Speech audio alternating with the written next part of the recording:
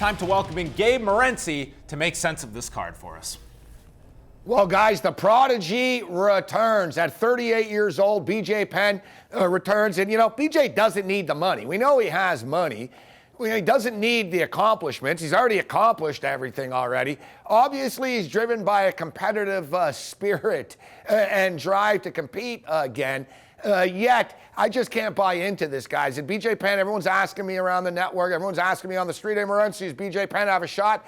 I'm not going to say he doesn't have a shot at all. Yair Rodriguez really hasn't fought in anybody at BJ caliber's caliber, but BJ Penn's not BJ Penn anymore. So long story short, guys, I'm not going to lay the 450, and I'm not taking BJ Penn, but I do like the over 2.5 rounds in this fight, and I really like this.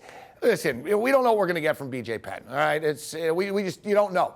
So, but one thing we do know about BJ, the dude can take a beating, all right? We know, man. His chin is like an iron bank vault. We're aware of this, and in fact, 10 of BJ Penn's last 11 fights, and even though he's 1 win, 5 losses, and 1 draw in his last 7 fights, even when he loses all the time, 10 of his last 11 fights have gone over 2.5 rounds.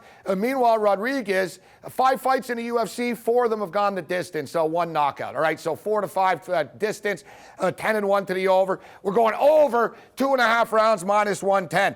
Joe Lauzon. Man, Joe Lauzon's a badass. I never pick his fights right here. But, I look at Held, and I know about Held coming from the other company, coming over here. We told you that Sanchez was going to beat him, and Sanchez did beat him. And we got a similar situation here. Lauzon is great on the mat. The guy's got great jet skills. I'm not saying it's impossible for him to get subbed, but I don't expect him to get subbed. Meanwhile, Marcin Held, he's only 24 years old. He's got a ton of skill, this kid, but he's really got to work on his stand-up. It's a toss-up fight, but I like Lauzon. I just think he does everything better. I think they're kind of a wash on the ground. I think Lauzon's better standing up. Give me Lauzon minus 125.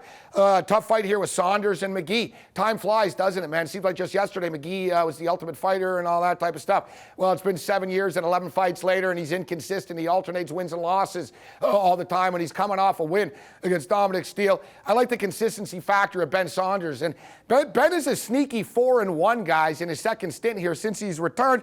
I'm going to lay minus 110 with Ben Saunders. And Moraga's my boy, but betting on my boys is going to put me in a poorhouse if I just bet them because they're friends in a program. Sergio Pettis came in on reputation alone, sort of his brother. He was always too heavily favored, but he's actually earned his stripe. 5-2, 7 fights in the UFC. I like Sergio Pettis to get it done, minus 140 cents, guys.